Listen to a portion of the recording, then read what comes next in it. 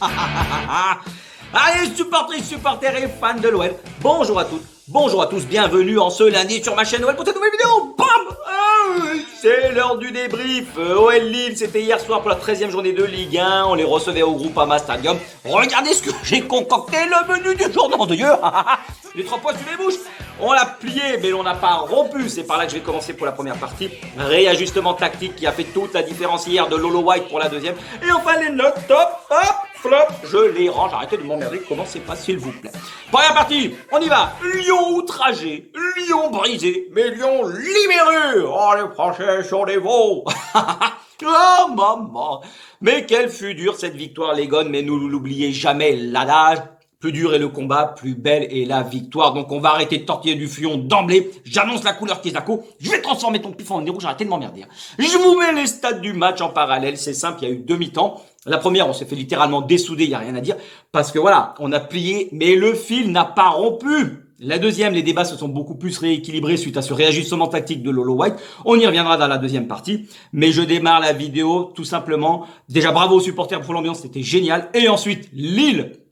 Vraiment, la défaite, elle est on ne peut plus cruelle pour vous. Vraiment, vous avez été une machine de guerre hier et quand vous jouez à ce niveau, vu du stade, c'était vraiment beau à voir. Vous avez effectué un très beau match dans l'ensemble. Logiquement, vous auriez dû mener au score tant la différence entre les deux équipes était notable, notamment en première mi-temps. Mais on n'a pas existé du tout. Vous étiriez largement les lignes, vous avez quadrillé tout le terrain. On ne pouvait trouver aucun joueur entre les lignes. On a été pris à la gorge, on pouvait rien faire. En première mi-temps, le pressing, il était intense, des déplacements faciles, coordonnés. Je donne, je me déplace, du jeu en mouvement, avec, sans ballon. Il n'arrêtait pas de défendre en avançant. À des moments, les 11 Lillois étaient dans notre moitié de terrain. Qu'est-ce que tu veux faire ? Ils ont coupé toutes les transmissions.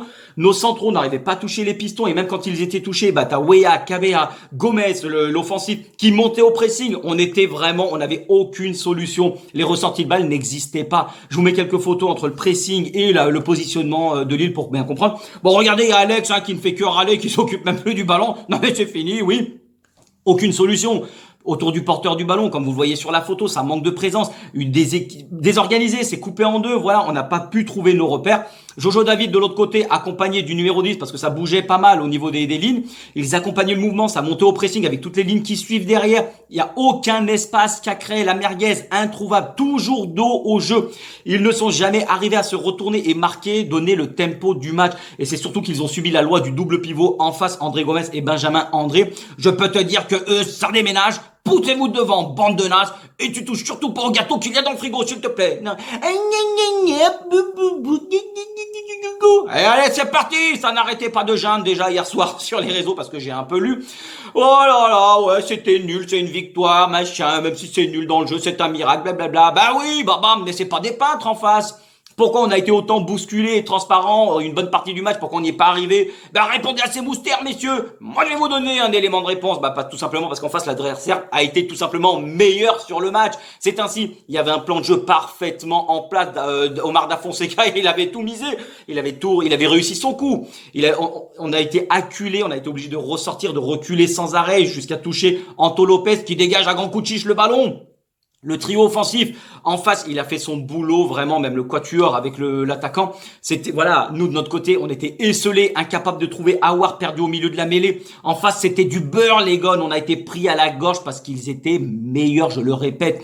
Commencez pas à m'emmerder, dis donc, ça va partir. Hein. Je vous mets une photo, voilà, par rapport au positionnement, le jeu long également de Lille, c'est très costaud. On a subi les vagues avec ce double pivot au cœur du jeu, le secteur offensif, vraiment ça partait dans tous les sens, du mouvement sans arrêt, jeu court, jeu long. Ils étaient positionnés haut, ça permutait, ça dézonnait, nous c'était merguez de notre côté. Et le facteur dont je parle depuis un moment sans cesse, qui nous tournait le dos depuis des mois, et ben hier le pèlerinage à Lourdes, il a marché, on a tellement creusé que le puits de pétrole a jailli hier soir. La chance était de notre côté, les mouches ont changé d'âme. Et par miracle, t'es encore en vie dans ce match. Après la barre de Jonathan David, aussi la prestation et surtout XXL d'Anto Lopez, le rouge de Le Pen, non, qui n'aurait pas été du tout illogique. Voilà, Brizard aura le droit à une part de cake du coup. Merci pour les services rendus. Je l'invite dans l'avant-match. Si tu nous favorises, tu récupères voilà dans le frigo et ton solde, ton chèque pardon, il est prêt pour la compta. De l'autre côté, Chevalier, c'est dans le but lillois, ça fumait sa tige, tranquillou bilou, il avait absolument rien à faire. On était plus près d'écrouler la buvette, c'est sûr, que de voir de la gadoche hier. Non mais dis donc, c'est fini, oui. Mais on a été solide, les gones. Deux matchs que l'on va chercher avec les tripes et au mental, à la fois à Montpellier, et hier, surtout, on a joué une équipe de Lille qui était meilleure au classement, qui était devant nous. Enfin, c'est une victoire, peut-être pas référence encore dans le contenu, mais au moins au niveau du mental, de la capacité à l'équipe de se relever et de ne pas plier. Le dernier quart d'heure, là où tant de fois on s'est fait chier dessus, finir le froc plein de merde, le slip tu l'enfiles, tu le mets sur la tête et tu fermes ton claque merde. Et ben là, ça fait 2 matchs d'affilée où la décision, elle tourne en notre faveur et c'est nous qui allons la chercher dans les dernières minutes. Cela montre déjà l'état mental et l'état physique de notre équipe, même si physiquement ça a pioché comme d'habitude. Mais au moins, on voit l'état mental dans lequel on est. On a retrouvé cette force de caractère qui justement caractérise les équipes en confiance, qui n'ont pas peur d'aller au combat, à rechigner jusqu'à la dernière seconde, qui y croient jusqu'au bout pour mettre une belle quenelle. Merde! Je vous l'avais déjà répété, mais il y a des semaines de ça, ce match, jamais on ne le gagne. Bien évidemment, le contenu n'est pas parfait. On aurait tous aimé voir beaucoup plus de pestacles. Une équipe qui maîtrise en mode rouleau compresseur, mais pour l'instant, on gagne avec la tête, sachant qu'on avait sombré dans le caniveau comme des pauvres merdes. Ne l'oubliez pas que l'équipe est malade. Lolo White, il est venu, il fait ce qu'il peut avec ce qu'il a. Il engrange des points et des victoires. C'est capital pour le mental, surtout pour l'opération reconquête de l'équipe. Le plus important, avant de retrouver de la cohérence, la maîtrise dans le contenu des matchs, c'est surtout de ne pas perdre et c'est ce qu'il arrive à faire. On se serait écroulé plus d'une fois hier, mais on a réussi à se secouer le cocotier encore une fois, à rester calme, maîtriser ses nerfs et éviter l'escalade de l'horreur. Faut pas faire la fine bouche, les gars. On peut peut-être qu'heureux de cette victoire. On joue une équipe en excellente forme. Vous avez vu dans l'avant-match, une des meilleures en ce moment en Europe en termes de points, qui monte en puissance, qui a été largement meilleure que nous en ce moment. On a fait le joint de culasse en première. Et ben en seconde, on leur met une quenelle. Lille avait toujours marqué depuis le début du championnat. On a réussi à ne pas encaisser de buts. Ce sont des bons signaux. Merde, il faut les prendre. C'est pas en ruant, mes merdes dans les brancards. Et en 3 semaines que Lolo White va faire des miracles. Il va tout révolutionner. C'est pas Gérard Majax. Ça fait 20 fois que je le répète. Hier, le réalisme, il était froid, il était clinique de notre côté. Et de toute façon, quand tu vois Lille, comment il nous était supérieur, et c'est moi, et je l'ai dit à Mikaelou, mon pote, on va peut-être avoir 1 ou 2 occasions, faudra pas se rater et se moucher du coude, parce que on va le regretter. Parce que je vous mets une photo du classement, surtout qu'en cas de défaite, voilà, c'était interdit, on allait avoir un retard qui était monstre. Avant l'Olympico qui sent l'odeur d'une chipolata, on grappille, on profite des contre-performances de Marseille, de Lorient. Mais devant, voilà, on reste toujours tapis dans l'eau, mais devant ça avance parce que tu as toujours les meilleures équipes du championnat. Et les autres équipes, ça enquille.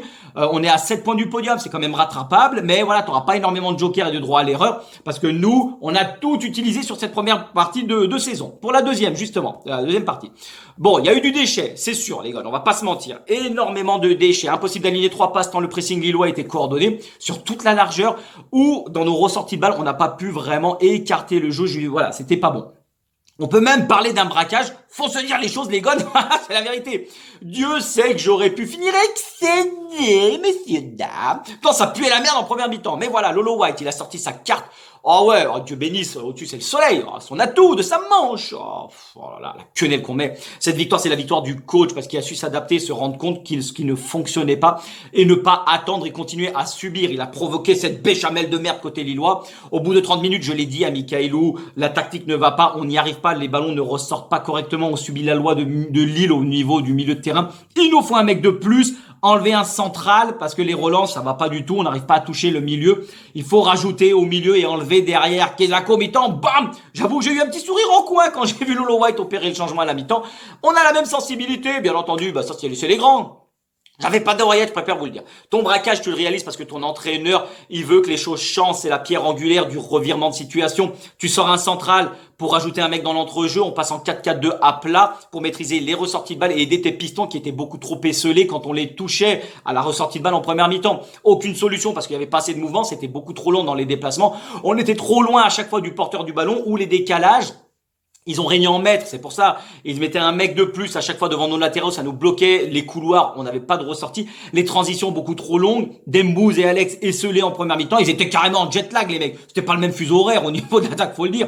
Mais on a réussi à sortir la tête de l'eau, à récupérer la maîtrise du ballon, parce que finir avec 45% de possession alors que t'es la deuxième meilleure équipe en Ligue 1 sur ce compartiment du jeu, c'est dire si la première mi-temps, t'as regardé le ballon comme une poule regarde un couteau, hein. On a mis beaucoup plus d'impact et heureusement que l'arbitre n'exclut pas Le Penant, je préfère vous le dire parce que pour sa semelle, ça aurait pu le mériter parce que là on était mort. Hein. C'était plus fluide, les transitions plus directes, plus rapides, moins de déchets parce que tu as une solution supplémentaire au milieu de terrain. Les débats rééquilibrés, les cartes redistribuées. D'ailleurs, ceux qui jouent au poker ont fait all-in avec 2 et 7, c'est au panache. Dis donc, t'en veux une? Non mais la salade de phalange, elle va tomber, ça commence à claquer du fessier. Hein. Lolo, il est venu prendre des points avant de proposer du beau jeu, il le fait très bien. Et le réajustement tactique qui a été gagnant, c'est une fois de plus une victoire dans la douleur. Mais que demande le peuple? On ne baisse pas notre niveau d'exigence, les gars, parce que je dis souvent, c'est juste la réalité des choses. On est une équipe en reconstruction, on est malade, on n'a qu'une équipe du milieu de tableau pour l'instant, mais qui va monter en puissance crescendo. Ces 2 victoires dans la douleur, elles font partie de la cure et elles font du bien. Braquage à la lyonnaise, ouverture du score parce qu'on avait la tête dans le seau, 1-0. Même disposition que Montpellier, coup franc joué vite pour mettre du rythme. Trouvez les espaces, la merguez à 35 mètres qui touche JRA, le reste vous rangez vos sabots, les babouches, les mules et les sabots. Contrôle orienté dans le sens du jeu, il se retourne, il se retrouve face au jeu. Le caramel qu'il te met, maman, c'est pas une saucisse, ça c'est sûr. Le délice du toucher extérieur du pied pour aller chercher le latéral qui, dès que le coup franc a été joué, Tagliatelle déjà en place avec l'appel dans la profondeur. Les Lillois, vous voyez, sont bien placés dans l'ensemble parce qu'ils sont 6 derrière. Mais c'est Ounas qui a un temps de retard au marquage qui va faire la différence entre la passe extérieure du pied de Gérard, le contrôle en extension de la Tagliatelle, et la conduite de balle parfaite dans sa course sans jamais ralentir. Tu ne permets pas à Ounas de te rapprocher et justement d'intervenir. Tel le retard, voilà, il est à gauche, et idem de l'autre côté parce que Diakité, il se fait aspirer et il n'a pas suivi Alex parce que voilà, sur le coup franc, il a pris un temps de retard et hormis son numéro de maillot, tu ne le reverras plus. Voilà, il centre comme à Rennes, comme à Montpellier, la Tagliatelle dans la bonne zone. Balaboum, 1-0, c'est immérité certes, mais nous au moins, voilà, c'est le foot. On a subi des défaites qui n'étaient pas méritées. On a gagné des matchs qu'on ne méritait pas non plus. C'est ainsi que le foot est fait. Mais dans nos temps forts, on a eu le mérite d'y croire et de pousser jusqu'au bout. Au niveau des notes, les tops, 3e partie. Anto Lopez, 8,5, homme du match. Sans lui, on aurait mouché rouge. Jamais on n'aurait été encore en vie dans tout le match. De la baraka sur la barre de Jojo David, mais des parades sur David, justement, et André Gomez. Surtout, sachant que derrière, on ouvre le score. Merci à toi, Anto, pour les services rendus. C'était du grand Lopez. Le général, 7. Forcément, quand tu marques un but crucial qui t'offre les 3 points, t'es pas un pecno, c'est sûr. Première période compliquée, comme avec Dembouz, esselé, du mal à le toucher, à le trouver. Il a toujours fait les efforts, même s'il râle parfois encore un peu trop en ne lâchant rien. Il a été récompensé de ses efforts. La Tagliatelle, 7,5. Bon sang, messieurs joueurs, tu ouvres le dico, tu m'emmerdes pas, tu travailles un peu derrière ton écran. Vous cherchez la définition de Grinta dans le dictionnaire, c'est lui. Sérieux défensivement, jamais trop pris à défaut malgré les gros clients qu'il avait en face. Il se bat comme sur chaque ballon, comme si c'était le dernier, actif dans son couloir, 3 fois décisif lors des 3 derniers matchs. C'est du coton, ce joueur. Les flops, je vais les sortir tout de suite. Allez, un petit jaune. Bam! Oui, les remplaçants, hormis Jiera et le penant Fèvre, Totem et Cambi, Chiclès, nul et renul, ça fait nul au cul. Non mais vous voulez pas que je vous joue de la flûte tous les 3? Totem qui a la balle du 2-0 qui tente une pichenette. Non mais arrête, mais fous-moi le camp, qu'est-ce que tu me racontes? Tu sais même pas faire un contrôle, tu tentes une louche à la dernière minute. Mais arrête un peu, mais le panache, j'aime. Chiclès, je rentre, je dribble, comme au quartier. Surtout, ne lâche pas le ballon. Tu as raison. Vu ton entrée et ton implication, t'es pas prêt d'avoir du temps de jeu et crois-moi, Lolo White va te le faire comprendre et tu comprendras pourquoi t'es remplaçant. Le foot à 11, c'est pas un 5 God. Réveille-toi s'il te plaît. Fèvre, idem, festival de passes ratées, mauvais choix, des décisions douteuses. Je t'apprécie, mais t'as chié dans la collière. Une fois de plus, les entrants en fin de match n'apportent rien. C'est vraiment très récurrent et ça montre les limites de notre équipe en ce moment. Cacré, je lui ai mis 5,5, un peu moins dans le coup hier que face à Montpellier. Parce que ce rôle de réel ne te va pas quand tu joues haut, ça va pas. C'est difficile pour lui. Il a manqué d'impact physique, il s'est fait manger. Et si on a subi dans l'entrejeu autant pendant tout le match, notamment en première mi-temps, c'est parce que voilà, c'est notre poumon et il a subi les conséquences. Voilà, bien mieux en seconde mi-temps, mais bon, va falloir te réveiller aussi pour la suite des élans. Allez les gars, c'est tout pour aujourd'hui. Un grand merci à toutes et à tous. Vous me dites ce que vous en pensez dans les commentaires, d'accord, pas d'accord. On se retrouve d'ici fin de semaine pour préparer l'Olympico tous ensemble. L'Olympique est et restera une formidable raison d'être heureux. D'ici là, portez-vous bien. Passez une belle journée, tchuss les gars, et ça dégage, barrez-vous, m'emmerdez.